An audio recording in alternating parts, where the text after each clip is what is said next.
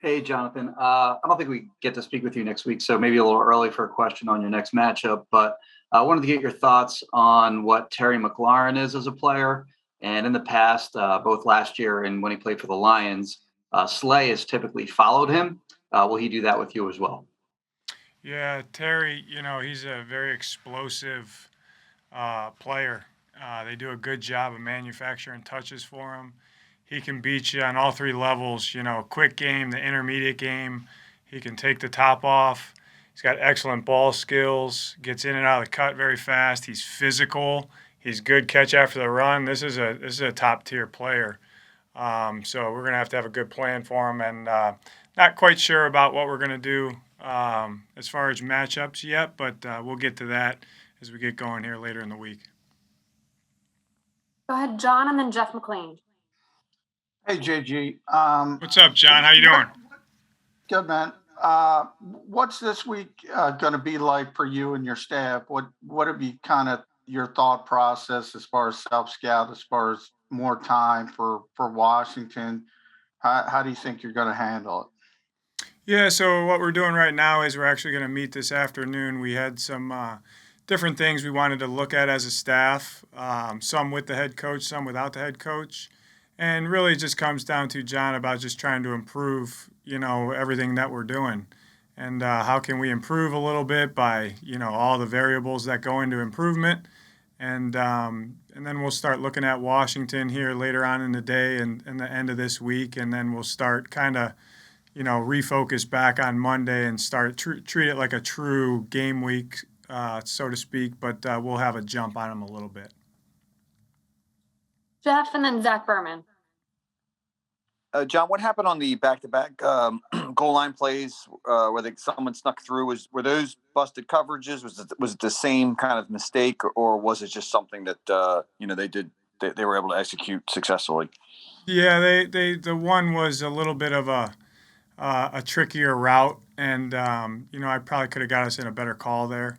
I didn't really love the call down there, but and then the other one that they hit on was a well executed play by them. So one of the things we're looking at, just always keep simplifying our communication, our rules, whatever that is within certain coverages, and hopefully do a little bit better job executing in the red zone.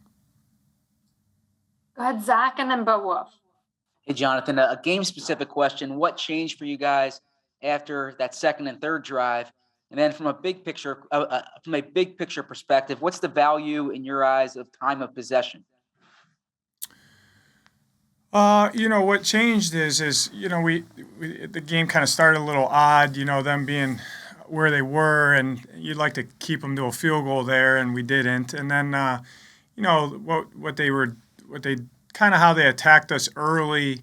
They did a couple things that I didn't really in my mind thought that they were going to attack, because they attacked us a little bit differently than I thought, honestly. So when we came off there, then we talked about it as a staff. It was, hey, we got to make some adjustments here. What calls do we need to get to?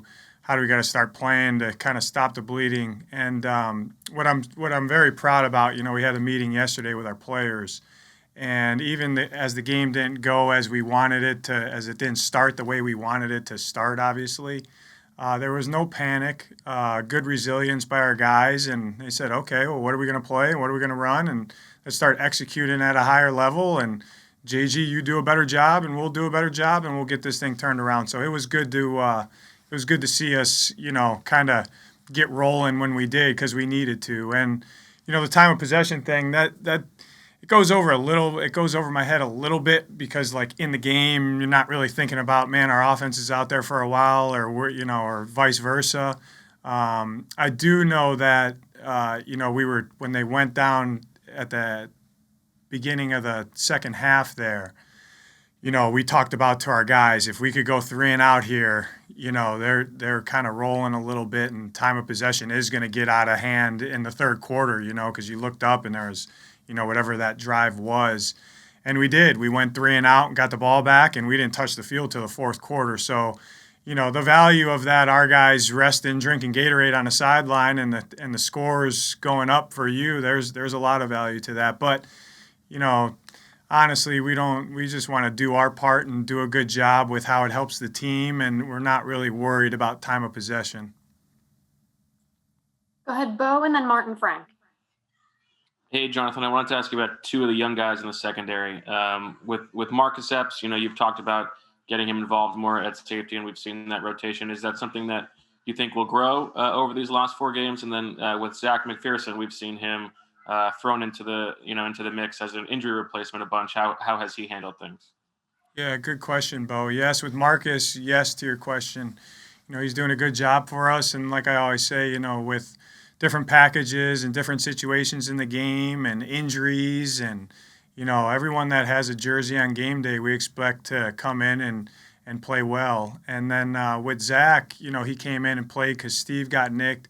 And I really thought that he made a big time improvement this week as far as, just his eye discipline, his alignments, made a couple plays. The one PI, I'm completely okay with the defensive holding. Like, that was good, tight, sticky coverage. Call didn't go his way. But I think he did a really good job of the snaps that he played.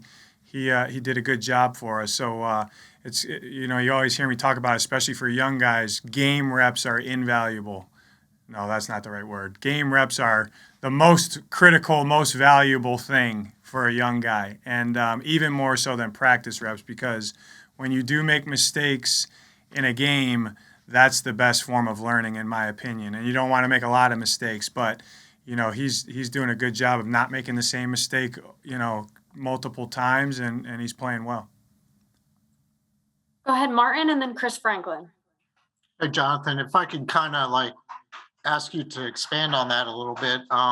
A lot of these guys are getting reps with, playoff chase going on and everything like that. And, I'm sure over the final 4 games, guys like you mentioned, and also Milton and maybe Davion, if he comes back. I mean, how valuable for their growth is that to, not only get the reps in a game, but get them in, kind of a playoff situation?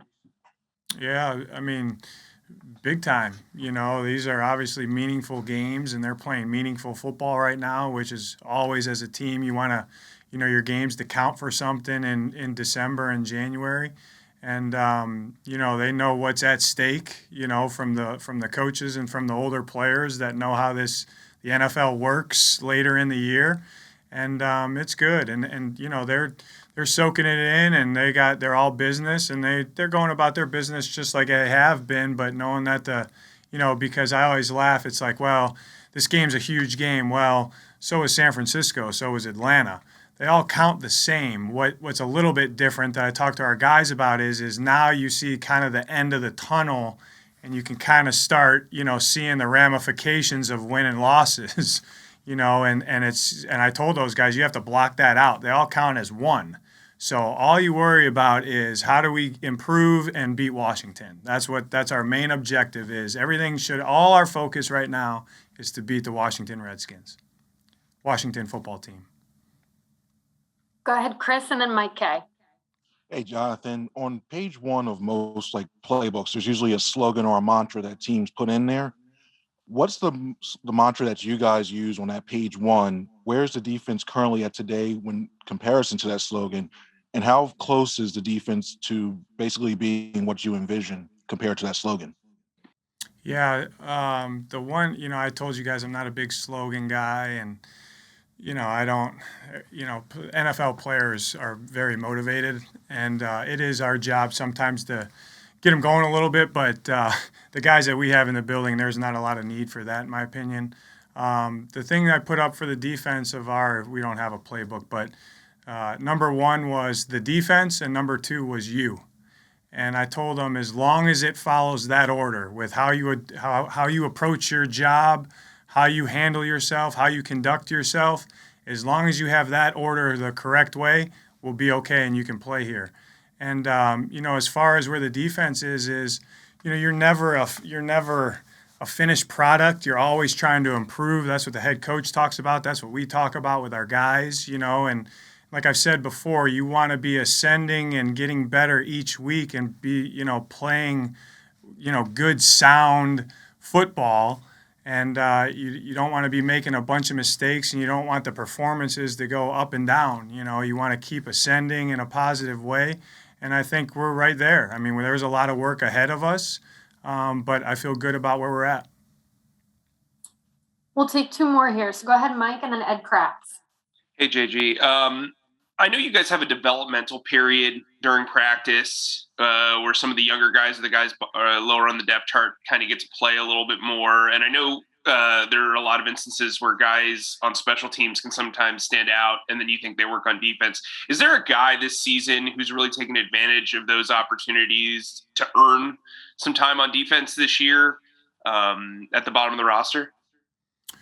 Not that anyone stands out. I think they all do a really good job. Just what we talk about. Reps are huge. So anytime that we can practice in our scheme, and that's, offense versus defense. Those are very valuable reps to our guys. I think some of the younger, DBs that we have in here, some of the younger linebackers, the back seven guys, those are big time reps because just we play our stuff and it's unscouted and you got to go out there and get a line right and get the communication right, get your eyes right and function within our scheme. And there's a lot of teaching and correction off of that. And on top of that is the ones and twos are juicing them pretty good if the offense is whooping them. So there's a little bit of pressure. It's not just like some, let's just throw the ball out and play 6 reps. We tally that, we compete at that, and they take that to heart. Go ahead, Ed. Yeah, hey JG. Hey, Ed, just getting back. I'm great, thank you. When the Jets scored on their first 3 drives, then they're staring at a 3rd and short, and Josh Sweat makes that big sack. I mean, how big is that for momentum to kind of turn the momentum? And then how was he able to make that play, Josh Sweat? Yeah, it was good because that was our a 3 and out there. So they went down the field, and it's like, all right, okay, we kind of adjusted some calls. So this is how we're gonna go, and I think there was we on first down we fit it was a quick game concept. We had a good match. They ran the ball on second down, and Fletch made an excellent play. We get it to 3rd down and went to one of our staples. And what you saw is that was one of the plays that the head coach showed to the team. When you stop the tape, when Zach hits his back foot, Grave they singled Grave and he pushed the guard right into the guy's lap and kind of bumped him out of the pocket. And Sweaty, with a second effort rush, turned the corner and sacked him and did a really good job. If you see, guys, go back and watch that play where, he hits Zach pretty flush and he braces himself so he doesn't get the penalty. Because you've seen that show up a couple times where we have really good, violent, clean contact where the flag comes out because we land on a guy and, that was a violent, clean hit. He lowered his target, which was good, and then you saw him brace to not get a penalty. And then the other part of that is what I was going to say is when he hit his back foot and he got bumped out of the pocket, all our coverage players are connected with the right leverage in the right position with their eyes right, and there's no air.